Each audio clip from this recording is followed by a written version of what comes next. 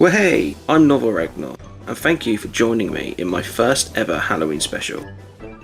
As the air gets colder, the greenery turns golden, and the sound of leaves crunching under your feet, we finally know that autumn is upon us. And that means one thing: Halloween and all things spooky. Cozy nights in by the warm fire, fluffy socks and PJs, hot chocolate, snacks and movies late into the night, or overstuffing your face with sweets and goods until you are nothing but a humanoid ball of regret, and that's just me every night. Halloween is a night of celebration. For me, it's enjoying spending time with the family, watching scary movies and having snacks. As the night goes on and the little Ragnar Juniors go to bed, the scary movies can get a bit more frightful. And one of the most obvious movies to watch on Halloween is of course Halloween. And my plan for this Halloween special was always meant to be me creating a custom Halloween Ends Michael Myers. Using a Halloween Ends figure, I would have just given him a light dusting over the burnt mask and one-piece suit to dust him and age him up. This was due to NECA Toys having not yet released or even mentioned a Halloween Ends figure. But a few months back they did indeed announce a figure for Halloween Ends. So instead of having an official and a custom version, I figured it would just be better to wait for the official figure and come up with a different custom for this special. And one custom I've always had in mind is a Gears of War corpse soldier.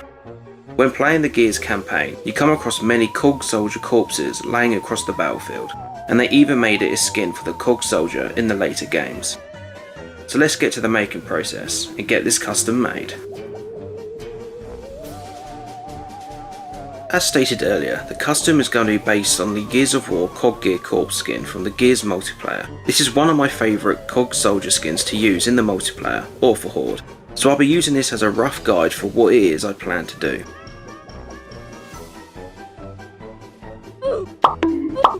I brought this Marcus figure brand new about a year or so ago and it arrived broke. The seller did offer a full refund, but I decided to keep the figure as I knew the parts would be perfect for this type of custom.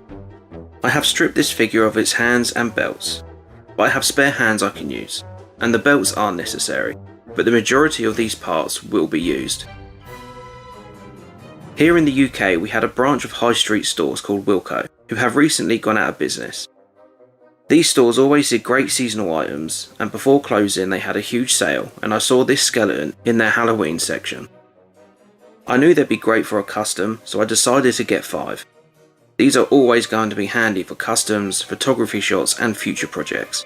These skeletons scale brilliantly with the NECA figures, other than the skull being a little oversized, but it is an articulated figure with joints in the hips and shoulder, and wire in the arms and legs to allow them to bend. It's a great looking skeleton for such a low price. To counter the overly large skull, I will use a skull I had 3D printed a while back, as its scale is a lot closer to the heads of the NECA figures. I used these skulls for another custom a while back and I have plenty left over spare, so it will be perfect for use for this custom with what I have planned. This tissue holds a custom head gifted to me, so I'll remove it from the pile. I go through my spare heads to find a head I can use. I don't want to use any official Gears heads, as I don't want this to be a deceased character from the games. I have plenty of wrestler heads that I can use, so it's just about finding one that I think will fit. This Undertaker head has some paint chip on the edges, and I also have a spare Taker head, so this one will work perfectly. I have some spare Gears 1 Cole hands to use for this custom too. And here's Here's a close-up of the skull I had printed. I painted this a while back as it was intended for another custom, so I won't need to do too much painting. As the figure has its left arm broken, I'll take the left arm from this skeleton, cutting the rubber plastic-like material used for the bones, so I can cut the wire inside. Please also excuse the bandaged finger. I had to repair the cat tower and ended up slicing my finger open pretty badly, so that's always fun. I removed the arm from the skelly because he clearly didn't have enough problems being a skeleton. This is the look I'll be going for, a fully exposed bone arm. The right foot is broken, so I cut this tab off and place a leg bone here.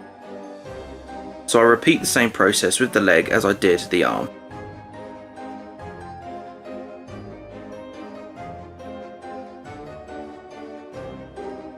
I behead the skelly, which is harder than you think. Not often I have to behead a skeleton, so not sure if it's this difficult normally. The plastic on the spine is a lot harder than the material on the limbs. But I've got a custom figure to make, so I'm gonna take this head off. I need to attach the skull to the figure, so I'll cut off the remainder of the spine from the skull. The neck on these figures is as bulky as Marcus, so to stop it looking ridiculous, I cut away at the majority of the neck.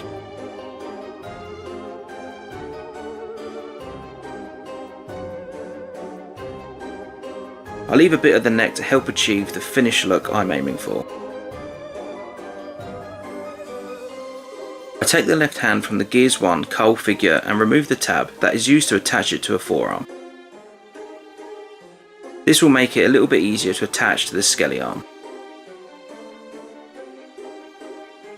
Next, it's time to remove the hand from the skelly arm. I removed the elbow brace from the figure arm and attached it to the skelly arm. And it's exactly the kind of look that I'm going for. I removed the left leg by the knee. I only need the foot, but I need a bit of the leg bone to attach to the leg. I give the torso a bit of a bathe in boiling hot water to help separate the upper and lower torso. Same step as removing heads. Once separated, I'm left with two halves of the body. This will make it easier to do what I have planned for the upper torso. Next step is to put the rib cage inside the armour. I need to free up the rib cage, so I need to detach it from the spine. Once again, I need to work through the tough plastic of the spine, applying a bit of pressure with the same knife that sliced my finger open. I eventually cut through the spine. Once the spine has been cut away, I next work on removing the remaining arm. I also want to remove these shoulders, as it's just the rib cage I'm needing. Apparently I didn't press record when hollowing out the armour, but eventually, after a lot of work, digging, grinding and hollowing out, I attached the rib cage to the torso, and this looks awesome. Exactly what I was going for. Happy Halloween indeedy. While the torso was still separated, I attached the long skelly leg into place.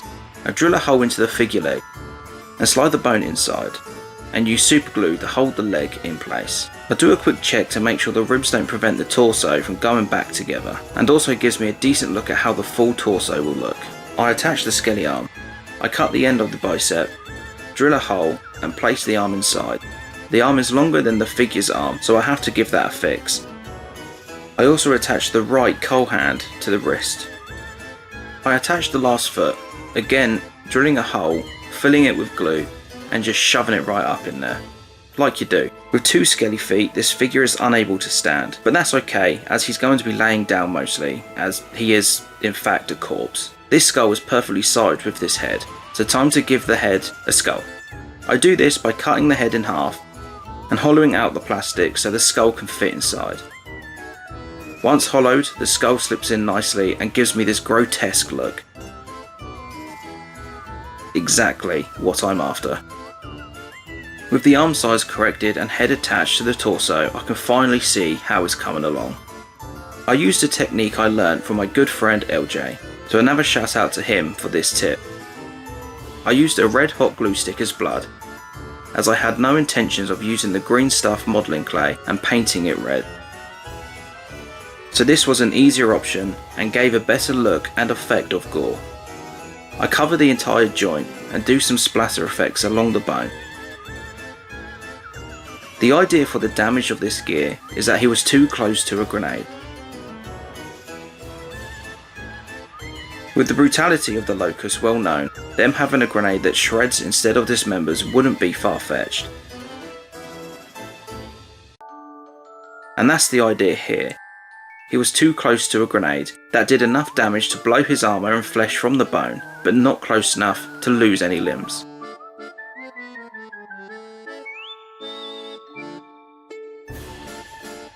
I also wanted to have this look as gruesome as possible, and having strings of blood from the jaw to the neck kind of helps with that real war gore look. And as the damage is meant to have come from a grenade, I wanted to give the edge of the armour a burn effect. The marks created from carving out the armour really helps sell the idea of the armour being blown apart, as it has a rough edge. But I paint the inside and parts along the armour black, starting with a black wash and keeping the black thicker closer to the armour edge. Hopefully it gives the look of burnt armour caused from an explosion. I toyed with the idea of painting some burn damage on the bones. Maybe I'll come back to that later. This is how it looks finished. I also decided to do some burn on the shoulder pads, belt and top of the thigh, just to help sell the effect of the explosion burn.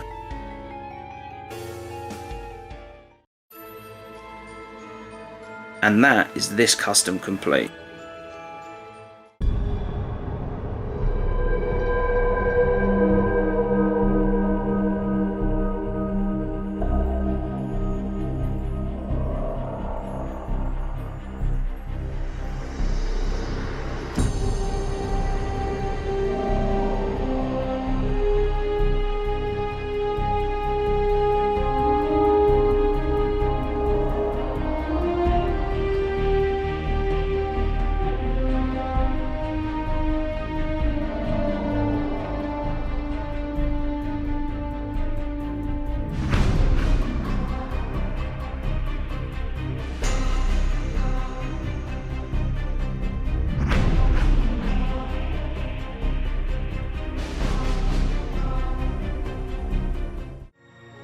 Thank you once again for joining me for my very first Halloween special.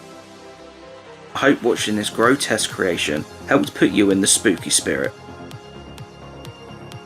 I had a lot of fun creating this custom.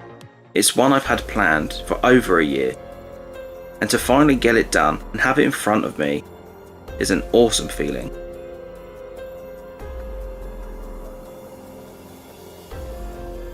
This custom tested my skills in using techniques and tools to achieve certain looks, which was a nice change from painting being the most difficult part of a custom.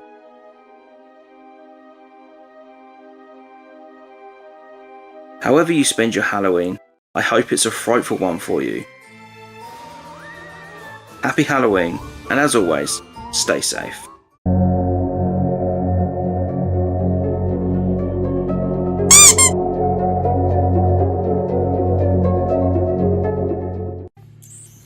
Come to have lived off the grid.